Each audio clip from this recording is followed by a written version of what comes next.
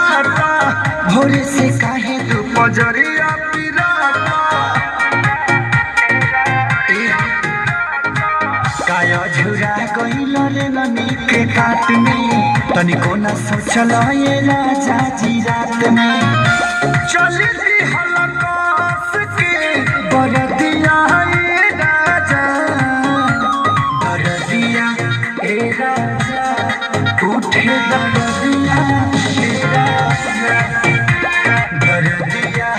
ए राजा उठे बरदिया ए राजा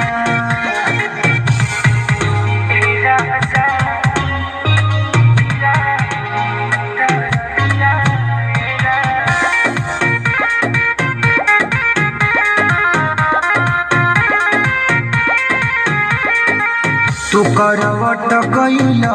हे राजा देह से लिपट गइल हाँ झूठो के कइल चिरौरी बना देहिया में सट गइल पिया सुना तू करवट गइल हे राजा देह से लिपट गइल झूठो के कइल चिरौरी बना लगे तू सट गइल खाई गइल बुझी पर सदिया है